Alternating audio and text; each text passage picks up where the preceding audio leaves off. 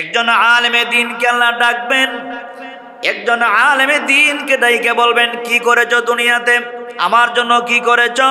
একজন আলেমে দ্বীন বলবে রব্বুল আলামিন সারাটা জীবন কোরআনের খেদমত করেছি, সারাটা জীবন কোরআনের খেদমত করেছি, দ্বীনের খেদমত করেছি, ওয়াজ করেছি, তাফসীর করেছি, হাদিস পড়াইছি, কত কিছু করেছি।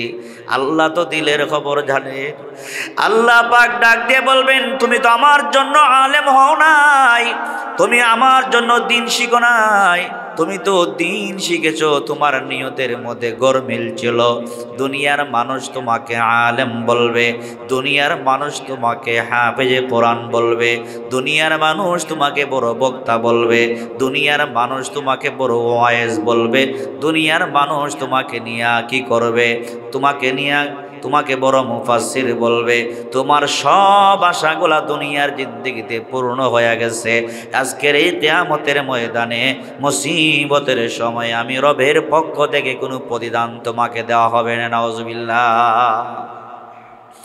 এই জন্য আল্লাহ তাআলা বলেন ওয়ামা উমিরু ইল্লা লিয়াবুদুল্লাহা মুখলিসিনা লাহুদ্দিন। ও ইমানদার ভাইয়েরা, দুনিয়ার জিন্দেগিতে আসার পরে ভালো মন্দ ছোট বড় জামল করব, কার জন্য করব? কার জন্য করব? আল্লাহর জন্য করব। ওয়াজ শোনা যাব আল্লাহর জন্যে। নিজের ছেলেকে হাফেজ বানাবেন আল্লাহর জন্যে, নিজের ছেলেকে আলেম বানাবেন আল্লাহর জন্যে, নিজের ছেলেকে নামাজি বানাবেন আল্লাহর জন্যে, নিজে নামাজ পড়বেন, নিজে রোজা রাখবেন, হজ করবেন, যাকাত দিবেন। টোটাল ভালো মন্দ ভালো ভালো আমলগুলা যা করব সব হবে একমাত্র আল্লাহ পাকের জন্যে। আল্লাহর জন্যে যদি হয়, আপনার আল্লাহর জন্য যদি নামাজ হয়, ওই নামাজটা হবে জিন্দা নামাজ। আল্লাহর জন্য যদি রোজা হয়, আল্লাহর জন্য যদি যাকাত হয়, আল্লাহর জন্য যদি হজ হয়, আল্লাহর জন্য যদি ভালো আমলগুলা হয়, দেখবেন মরতে দেরি হবে, কবরে গেলে পরে আপনার কবরটাকে আল্লাহ জান্নাতের বাগিচা বানায়া দিবে। সুবহানাল্লাহ। আল্লাহর ওলি বায়েজিদ বুস্তামি রহমতুল্লাহ আলাইহি, ওনার কথা আমরা সকলেই কম বেশি জানি না? বায়েজিদ বুস্তামি রহমতুল্লাহ আলাইহি উনি ইন্তেকালের পরে, এটা কিন্তু কোরআন হাদিসের কথা না। বায়েজিদ বুস্তামি রহমতুল্লাহ আলাইহি ইন্তেকালের পরে ওনার এক বন্ধুর স্বপ্ন যুগে ওনার সাথে সাক্ষাৎ হয়েছে। আমরা অনেক সময় স্বপ্ন দেখি না? তো বায়েজিদ বুস্তামির ইন্তেকালের পরে ওনার এক বন্ধুর সাথে ওনার সাক্ষাৎ হয়েছে। সাক্ষাৎ হওয়ার পরে স্বপ্নেই ওনার বন্ধু বায়েজিদ বুস্তামি রাহিমাহুল্লাহকে জিজ্ঞেস করতেছেন, দোস্ত আপনি যে মারা গেছেন, মারা যাবার পরে আপনার কবরের জিন্দেগিটা কেমন চলছে? তো বায়েজিদ বুস্তামি রহমতুল্লাহ আলাইহির জীবনে একটা ঘটনা ছিল। উনি বলতেছেন, দোস্ত তাকায়া দেখো, আমি তো আল্লাহ পাকের কাছে আমল অনেক করেছি। আমল যে করেন নাই এমন না, এমনিতেই তো আল্লাহর ওলি হন নাই। এমনিতেই কি একজন আল্লাহর ওলি হয়ে যায়? আমলের দরকার আছে না? যারা আল্লাহর ওলি হন, আপনি খোঁজ নিয়ে তালাশ করে দেখবেন তাদের তাহাজ্জুদের নামাজ মিস নাই। এমনিতেই এত সহজে আল্লাহর ওলি হওয়া যায় না। আমরা তো নামাজ রোজা না পড়লেও মাজারে থাকলেও অনেকে আমরা আল্লাহর ওলি মনে করি। অনেক মানুষ মাজারে একদম উলঙ্গ থাকে, গ্রামের কিছু মানুষ তাকেও আল্লাহর ওলি মনে করে না? তাকেও আল্লাহর ওলি মনে করে। নামাজ না পড়লে কি কেউ আল্লাহর ওলি হতে পারে? নামাজ নাই, রোজা নাই, হজ নাই, যাকাত নাই, পাক পবিত্রতা কিচ্ছু নাই, সে আল্লাহর ওলি হতে পারে না। তো বায়েজিদ বুস্তামি রহমতুল্লাহ আলাইহি বলতেছেন যে আমার জীবনের একটা ঘটনা হলো এই। উনি একদিন রাত্রিবেলায় শীতের দিনে, শীতের মৌসুমে বিছানার মধ্যে ঘুমিয়ে আছেন। হঠাৎ করে উনি শুনতে পাইলেন ঘরের বাইরে একটা কুকুরের বাচ্চার আওয়াজ শোনা যায়। খুব প্রচণ্ড শীত, এই কনকনে শীতের মধ্যে বাহিরে একটা কুকুরের বাচ্চার শব্দ শোনা যায়, কাঁদতেছে, কান্নার আওয়াজ শোনা যায়। তো বায়েজিদ বুস্তামি রহমতুল্লাহ আলাইহি ঘর থেকে বের হইলেন, উনি বলতেছেন আমি ঘর থেকে বের হইলাম, ঘর থেকে বের হইয়া কুকুরের বাচ্চাটাকে আমি বুঝতে পারলাম এটা শীতের কারণে কাঁদতেছে, কাঁপতেছে। আমি আমার ঘরের ভিতরে ঢুকাইয়া তাকে আমি আমার যে লেপের ভিতরে আমি ছিলাম ওই লেপ দিয়া তাকে মোড়াইয়া আরামের সাথে কুকুরের বাচ্চাটাকে আমি ঘুম পাড়াইয়া দিলাম।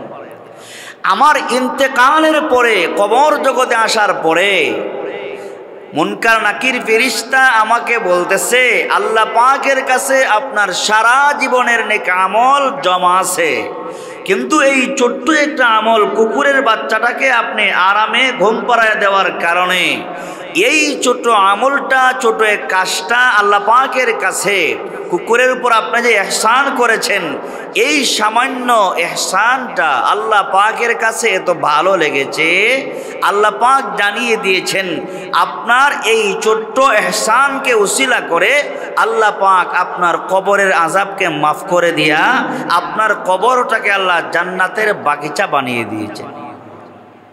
তো বাইজিদ বুস্তামি রাহিমাহুল্লাহর এই ছোট্ট আমলটা যে আল্লাহ পাকের কাছে মঞ্জুর হতে পারে, আমি আপনি যদি আমল করি, ছোট্ট আমলও যদি হয়, একজন ভিক্ষুককে 5টা টাকা দিবেন, একজন ফকিরকে আপনি 5টা টাকা দিবেন, নিয়ত একদম সহি করে দিবেন, ইনশাআল্লাহুল আজিজ এই 5 টাকা ভিক্ষুককে দিবেন আপনি কিয়ামতের দিনে। এই 5টা টাকা উহুদের আপনার মিজানের পাল্লাকে উহুদের পাহাড়ের চাইতে আরো বেশি ভারী করে দিতে পারে। সারা জীবনভর উহুদ পাহাড় পরিমাণ সদকা করলেও নিয়তের মধ্যে গরমিল থাকার কারণে কোনো সওয়াব হবে না। এজন্য ইমামে বুখারী রাহমাতুল্লাহি আলাইহি উনি বুখারী শরীফ লেখার শুরুতেই যেই হাদিসটা উনি লিখছেন, গুরুত্বপূর্ণ হাদিস, ইন্নামাল আমালু বিন্নিয়া, সুবহানাল্লাহ, ইন্নামাল আমালু বিন্নিয়া, যত আমল আমি আপনি করব সব আমল নির্ভর করবে একমাত্র নিয়তের উপর। কিসের উপর? নিয়তের উপর সব আমল নির্ভর করবে। হাদিসে আছে মদিনার কামলিওয়ালা নবী বলেন কিয়ামতের দিনে মুসিবতের সময়ে একজন শহীদকে আল্লাহ ডাকবেন। কাকে ডাকবেন? শহীদকে আল্লাহ ডাকবেন।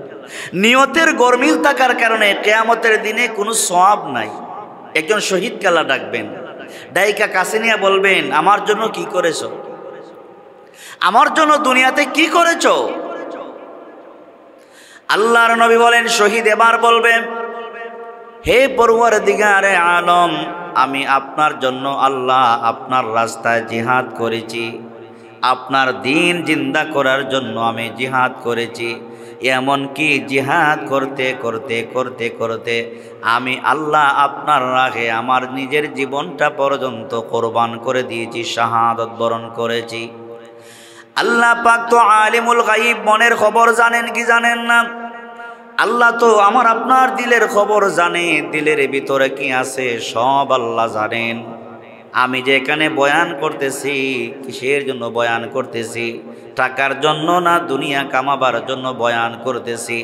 আপনারা আমার দিলের খবর না জানলো আল্লাহ সুবহানাহু ওয়া তাআলা দিলের খবর জানে কি জানে না? দিলের খবর আল্লাহ ভালো করে জানে। এই যে আমি আপনাদের সামনে কথা বলতেছি, এই কথা বলাটা যদি আমার রব্বে কারীমকে সন্তুষ্ট করার জন্য হয়ে থাকে, কিয়ামতের দিনে এই কথা, আজকের এই কথা, আজকের এই বয়ান, আজকের আলোচনা, এই বয়ানটাকে রব্বুল আলামিন আমার জন্য আপনাদের জন্য নাজাতের জরিয়া বানায় দিতে পারে কি পারে না? তো আল্লাহ পাক রব্বুল আলামিন একজন শহীদকে ডাকবেন, শহীদকে ডাইকা কাছে নিয়ে বলবেন কিসের জন্য তুমি আমার জন্য জিহাদ করেছো, না কিসের জন্য করেছো? বান্দা যখন বলবে আপনার জন্য জিহাদ করে করে শহীদ হইয়া গেছি, জানটা পর্যন্ত দিয়া দিছি, আল্লাহ বলবেন মৃত্যু তুমি তো মিথ্যা কথা বলেছ, আমার জন্য তুমি শহীদ করো নাই, জিহাদও করো নাই। দুনিয়ার মানুষ তোমাকে গাজী বলবে, দুনিয়ার মানুষ তোমাকে শহীদ বলবে, দুনিয়ার মানুষ তোমাকে বীর বাহাদুর বলবে। এই নিয়তে তুমি শহীদ হয়েছ, এই নিয়তে তুমি জিহাদ করেছ। আমি আল্লাহর সন্তুষ্টির জন্য জিহাদ করো নাই, শহীদ হও নাই। সুতরাং দুনিয়াতে তোমার সেই আশাগুলো পূর্ণ হয়ে গেছে। আজকের মুসিবতের দিনে আমি রবের পক্ষ থেকে তুমি কোনো প্রতিদান পাইবা না। এইভাবে ডাকতে ডাকতে একজন আলেমে দ্বীনকে ডাকা হবে, একজন আলেমকে ডাকা হবে। আমরা যে ওয়াজ করি, বয়ান করি, দুনিয়া কামাবার দান্দা যদি হয়, দুনিয়া কামাবার দান্দায় যদি ওয়াজ করি, বয়ান করি, সারা জীবন ভর বয়ান করে গেলেও দুনিয়ার মানুষ বয়ান শুনবে, কিন্তু কবর জগতে গেলে কোনো সওয়াব পাওয়া যাবে না। কিয়ামতের ময়দানে আল্লাহর আদালতে কোনো প্রতিদান পাওয়া যাবে না। সারা জীবন ভর বয়ান করে প্রতিদান পাইতে হলে একমাত্র নিয়তকে সহি করে বয়ান করা লাগবে, ঠিক কিনা? একজন আলেমে দ্বীনকে আল্লাহ ডাকবেন, একজন আলেমে দ্বীনকে ডাইকে বলবেন, কি করেছো দুনিয়াতে, আমার জন্য কি করেছো? একজন আলেমে দ্বীন বলবে, রব্বুল আলামিন সারাটা জীবন কোরআনের খেদমত করেছি, সারাটা জীবন কোরআনের খেদমত করেছি, দ্বীনের খেদমত করেছি, ওয়াজ করেছি, তাফসীর করেছি, হাদিস পড়াইছি, কত কিছু করেছি। আল্লাহ তো দিলের খবর জানে। আল্লাহ পাক ডাক দিয়ে বলবেন, তুমি তো আমার জন্য আলেম হও নাই, তুমি আমার জন্য দ্বীন শিখো নাই, তুমি তো দ্বীন শিখেছো, তোমার নিয়তের মধ্যে গরমিল ছিল। দুনিয়ার মানুষ তোমাকে আলেম বলবে, দুনিয়ার মানুষ তোমাকে হাফেজে কোরআন বলবে, দুনিয়ার মানুষ তোমাকে বড় বক্তা বলবে, দুনিয়ার মানুষ তোমাকে বড় ওয়াইজ বলবে, দুনিয়ার মানুষ তোমাকে নিয়ে কি করবে, তোমাকে বড় মুফাসসির বলবে। তোমার সব আশাগুলা দুনিয়ার জিন্দেগিতে পূর্ণ হয়ে গেছে। আজকের এই কিয়ামতের ময়দানে মুসিবতের সময় আমি রবের পক্ষ থেকে কোনো প্রতিদান তোমাকে দেওয়া হবে না। নাউজুবিল্লাহ। এই জন্য আল্লাহ তাআলা বলেন, ওয়ামা উমিরু ইল্লা লিয়াবুদুল্লাহা মুখলিসিনা লাহুদ্দিন। ও ইমানদার ভাইয়েরা, দুনিয়ার জিন্দেগিতে আসার পরে ভালো মন্দ ছোট বড় জামল করব, কার জন্য করব? কার জন্য করব? আল্লাহর জন্য করব। ওয়াজ শোনা যাব আল্লাহর জন্যে। নিজের ছেলেকে হাফেজ বানাবেন আল্লাহর জন্যে, নিজের ছেলেকে আলেম বানাবেন আল্লাহর জন্যে, নিজের ছেলেকে নামাজি বানাবেন আল্লাহর জন্যে, নিজে নামাজ পড়বেন, নিজে রোজা রাখবেন, হজ করবেন, যাকাত দিবেন। টোটাল ভালো মন্দ ভালো ভালো আমলগুলা যা করব সব হবে একমাত্র আল্লাহ পাকের জন্যে। আল্লাহর জন্যে যদি হয়, আপনার আল্লাহর জন্য যদি নামাজ হয়, ওই নামাজটা হবে জিন্দা নামাজ।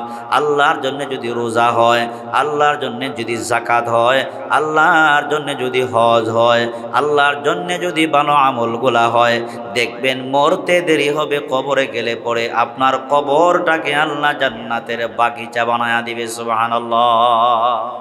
নিয়তের মধ্যে গরমিল থাকলে কোনো সওয়াব পাওয়া যাবে না। পাওয়া যাবে? পাওয়া যাবে না। এই জন্য আমার ভাই মুফতি হাফেজ আব্দুল কুদ্দুস নাদিম ভাই, খুব মহব্বতের প্রিয় ভাই, উনি অনেক কষ্ট করে মসজিদের দায়িত্ব ছেড়ে একটা দ্বীনি মার্কাজ করেছেন, দ্বীনের একটা মাদ্রাসা উনি করেছেন। এটা এত সহজ কথা নয়। এটা বাসা ভাড়া দিতে অনেক টাকা পয়সা লাগে, লাগে না? একমাত্র আমার আপনার সন্তানদেরকে, আমার আপনার ভাইদেরকে হাফেজ বানাবার স্বার্থে, আল্লাহর দ্বীন শিখাবার স্বার্থে একটা মাদ্রাসা করেছেন। মহান রব্বুল আলামিনের কাছে দিল খুলে দোয়া করি, রব্বুল আলামিন আমাদের ভাইজানের এই আজকের এই প্রোগ্রাম সহ আমার ভাইয়ের এই দ্বীনি মাদ্রাসা করাকে আল্লাহ পাক কবুল করেন। সকলে বলুন আমিন। আমি সকলকে অনুরোধ করব, আমার আপনার সন্তানদেরকে কোরআনের হাফেজ বানান, দ্বীনের দায়ী বানান। আপনার সন্তানকে যদি হাফেজে কোরআন বানাইয়া যাইতে পারেন, দ্বীনের একজন দায়ী বানিয়ে যাইতে পারেন, আপনি বাবা তো কবরে চলে যাবেন, কিন্তু সন্তান আল্লাহর দিন শিখবে, দিন শিখাবে। এই যে মাদ্রাসার ছাত্ররা, বলুন তো দেখি, মন খুলে বলবেন, এই তালেবে ইলম মাদ্রাসার ছাত্রদের চেহারার দিকে তাকালেই মন সাক্ষী দেয়, দিল সাক্ষী দেয়, এরা যেন মাদ্রাসার ছাত্র না, আসমান থেকে যেন ফেরেশতা নেমে আসছে। ঠিক কিনা? এই ছাত্রদের দিকে তাকালে কলিজা শীতল হয়ে যায়, কলিজা ঠান্ডা হয়ে যায়। এই ছাত্ররা কিয়ামতের ময়দানে আমাকে আপনাকে সুপারিশ করবে আল্লাহ পাকের কাছে। যাদের সিনার ভিতরে 30 পারা কোরআন আছে, আল্লাহ পাক তাদেরকে পর্যায়ক্রমে সুপারিশ করার সুযোগ দিবেন। সুবহানাল্লাহ বলেন। এই মাদ্রাসাতে কোরআনের তালিম হয়, কোরআনের শিক্ষা হয়। এই যে ছোটো ছোটো বাচ্চারা, আমাদের বাচ্চারা ভাইয়েরা এই মাদ্রাসাতে পড়ে, কোরআনের হাফেজ হবে, এটা সাধারণ কথা না। তার সিনার ভিতরে আল্লাহর কোরআন ঢুকাবে। আমি আপনি মারা যাব, এই ছাত্ররা, এই হাফেজরা আস্তে আস্তে করে বড় হবে, সারা দুনিয়াতে আল্লাহর দ্বীনের পয়গাম নিয়া, আল্লাহর দ্বীনের দাওয়াত নিয়ে তারা দেশে বিদেশে ছড়িয়ে ছিটিয়ে পড়বে। আপনি কবরে গেলেও, আমি কবরে গেলেও, কবরে ঘুমায়া ঘুমায়া আপনার কাছে আল্লাহর পক্ষ থেকে সওয়াব জমা হইতে থাকবে। সুবহানাল্লাহ। কোরআন আল্লাহ পাকের কালাম। কোরআনের সাথে যারাই সম্পৃক্ত হয়েছে, কোরআনকে যারাই সম্মান করেছে, ইজ্জত করেছে, কোরআনের সাথে যারাই সম্পৃক্ত হয়েছে, আল্লাহ পাক দুনিয়া আখেরাতে তাদের সম্মানকে বৃদ্ধি করে দিয়েছেন। সুবহানাল্লাহ। আমি সামান্য উদাহরণ দিই আপনাদেরকে। এই যে আমাদের বাচ্চারা কোরআন পড়ে, কোরআন পড়ে না?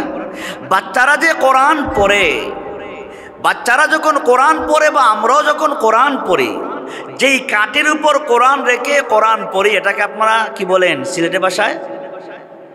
হ্যাঁ, রিয়াল। মাশাআল্লাহ। কি বলে? রিয়াল। রিয়াল না, রিয়াল বলে। এই সামান্য একটা 100 টাকা বা 150 টাকা বা 200 টাকার হবে একটা কাঠের তৈরি রিহাল যাকে বলা হয়, এই কাঠের তৈরি রিহালে আল্লাহর কোরআন পড়ে গণনাক্রমে বলেও যদি কারো পা লেগে যায়, পা যদি লেগে যায়, একটা মিনিট দেরি হয় না, সেকেন্ড দেরি হয় না, তার মিজাজ, তার মন বলে আল্লাহর কোরআনের সাথে বেয়াদবি হয়ে গেছে, দেরি করা যাবে না, ওই কাঠের উপর তাড়াতাড়ি তোমাকে চুমা দিতে হবে। বলে কি বলে না? বলে না? যেই রিহালের উপর আমরা কোরআন পড়ি, পা লেগে গেলে চুমা খাই, যেই কাপড় পেছানো আল্লাহর কোরআনকে রাখা হয়, খুব ভালো করে বুঝবেন, যেই কাপড় দিয়ে মোড়ানো রাখা হয় আল্লাহর কোরআনকে, বলেও যদি ওই কাপড়টার মধ্যে পা লেগে যায়, বিন্দু মাত্র দেরি করে না, ওই কাপড়টার মধ্যে চুমা খাইতে আরম্ভ করে, অর্থাৎ আল্লাহর কোরআনের সাথে বেয়াদবি হয়ে গেছে।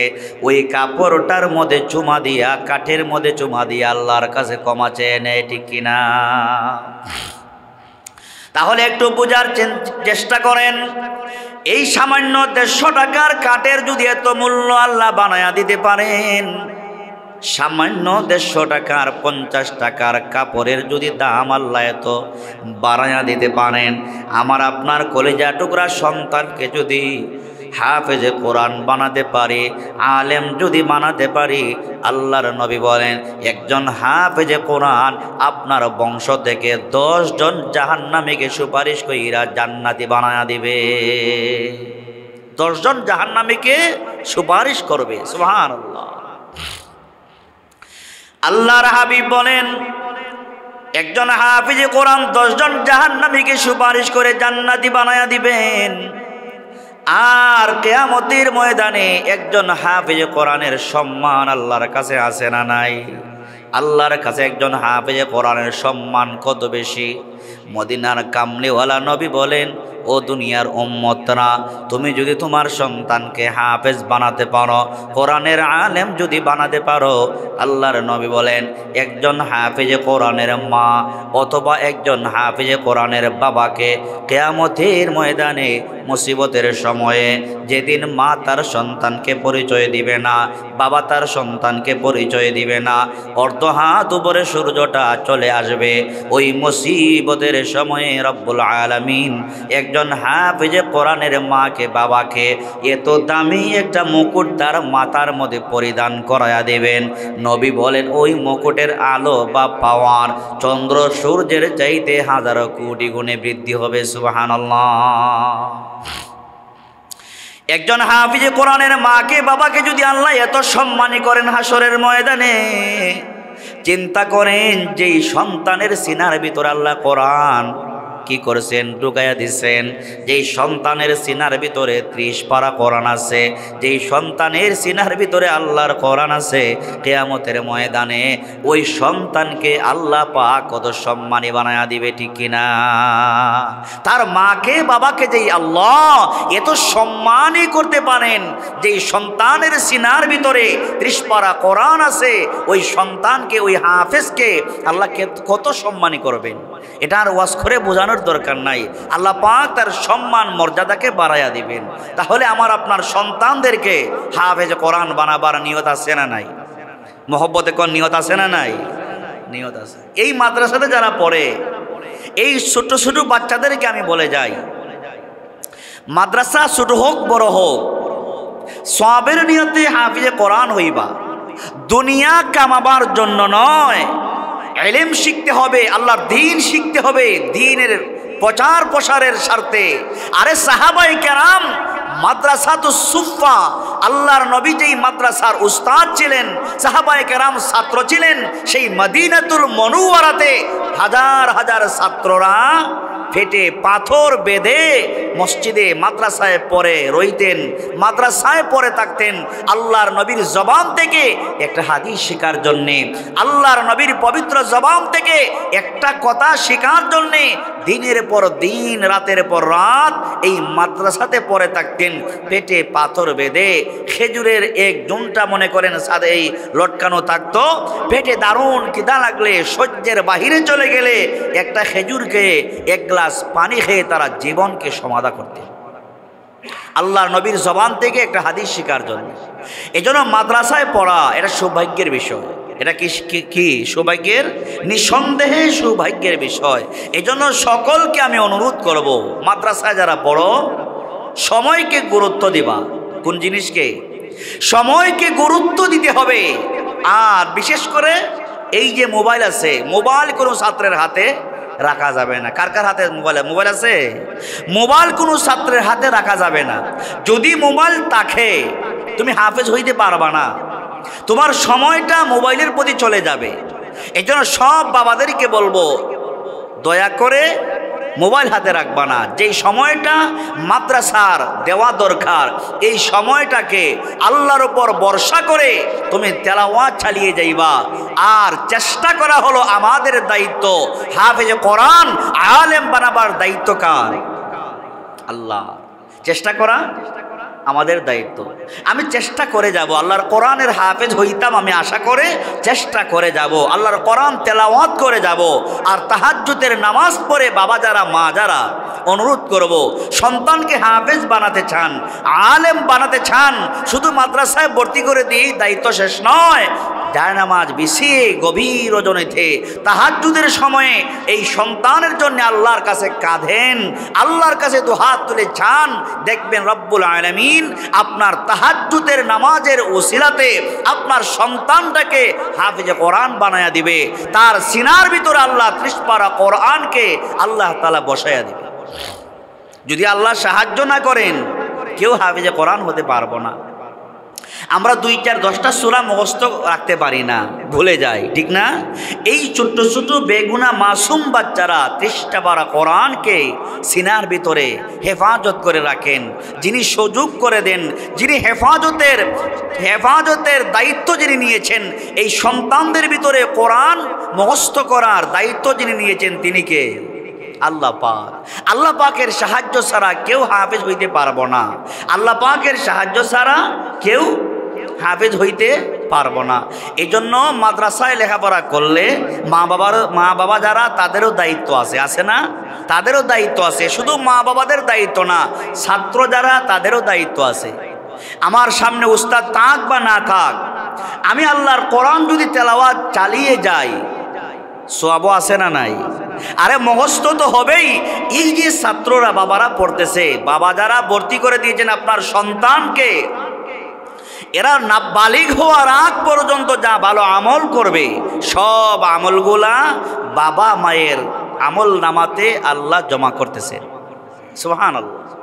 আপনারা কি জানেন আপনার সন্তান মাদ্রাসায় বিসমিল্লাহির রহমানির রহিম পড়ে, আপনার সন্তান আউযু বিল্লাহি মিনাশ শাইতানির রাজিম পড়ে পড়ে আল্লাহর কোরআন তেলাওয়াত করে, আলিফ লাম মিম অথবা সূরা ফাতিহা যা তেলাওয়াত করে, সবক যা তেলাওয়াত করে, একটা পৃষ্ঠা বারবার তেলাওয়াত করে, নবী বলেন প্রতিটা হরফের বিনিময়ে রব্বুল আলামিন 10টা করে নেকি জমা করে দে।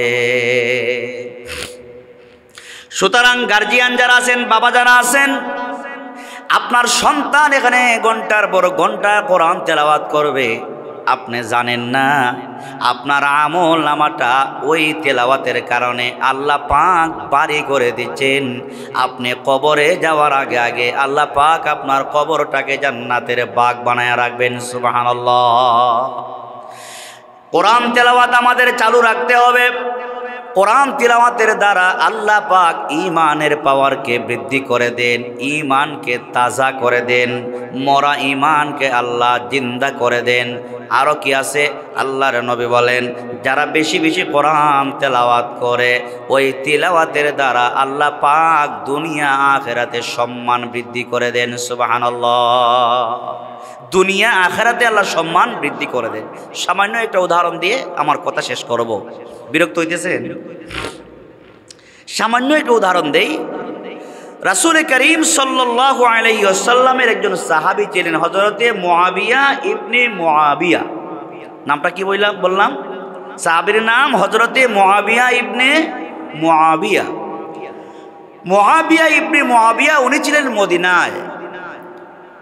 রাসূল আরবি সাল্লাল্লাহু আলাইহি ওয়াসাল্লাম উনি সাহাবায়ে কেরামদের বিশাল বড় এক জামাত নিয়ে উনি তাবুকের ময়দানে গেছেন যুদ্ধ করবেন।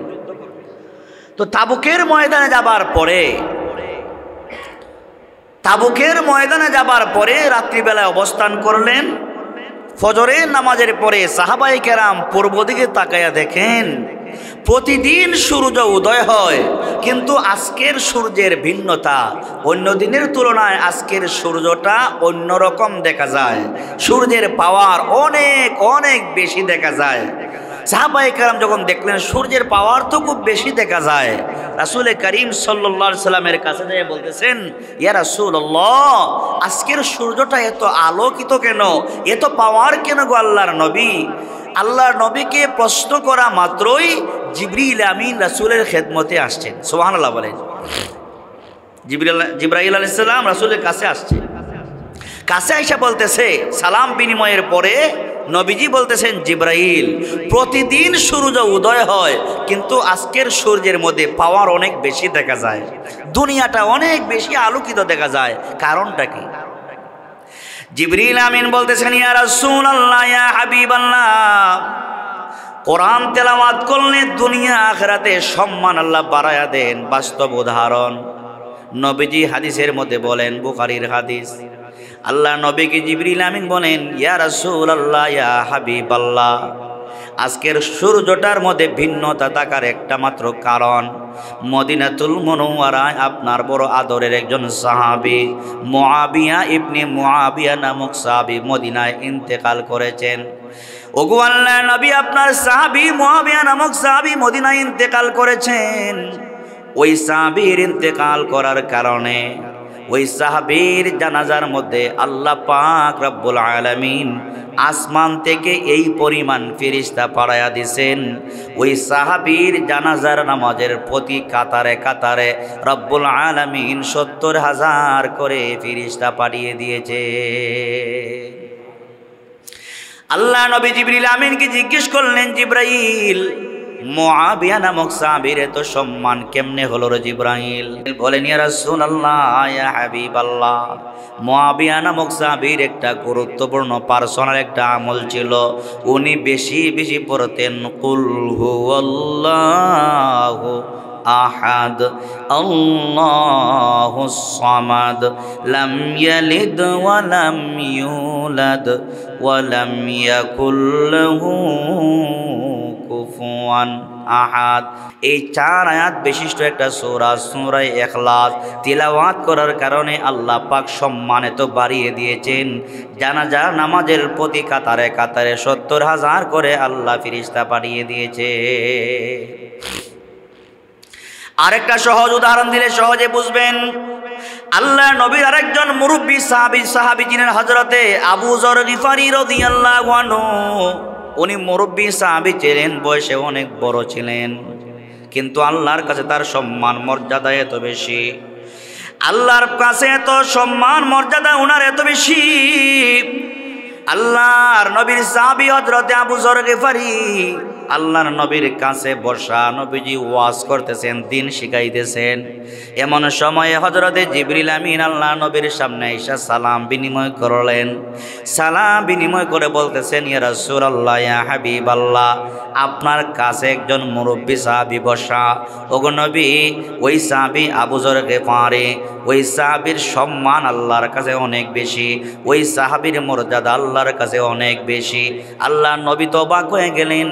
জিবরাইল আলাইহিস সালাম হযরতে আবু যর গিফারির নামটা কেমনে শুনলেন, কেমনে জানলেন? আল্লাহর নবী জিবরিল আমিনকে জিজ্ঞেস করলেন, জিবরাইল, আমার মুরব্বী সাহাবী আবু যর গিফারির নাম তো তোমার জানার কথা ছিল না, তুমি কেমনে জানো আমার সাহাবীর নাম আবু যর গিফারি? যে জিবরাইল মুস্কি হাসি দিয়া বলে, ইয়া রাসূলুল্লাহ, ইয়া হাবিবাল্লাহ, আপনার মুরব্বী সাহাবী আবু যর গিফারিকে আমি জিবরাইল শুধু ওনার নামটা জানি, বিষয়টা এমন নয়। আসমানের উপরে যত কোটি কোটি ফেরেশতা আল্লাহ সৃষ্টি করেছেন, সব ফেরেশতারা আপনার সাহাবী আবু যর গিফারির নামটা ভালো করে জানে।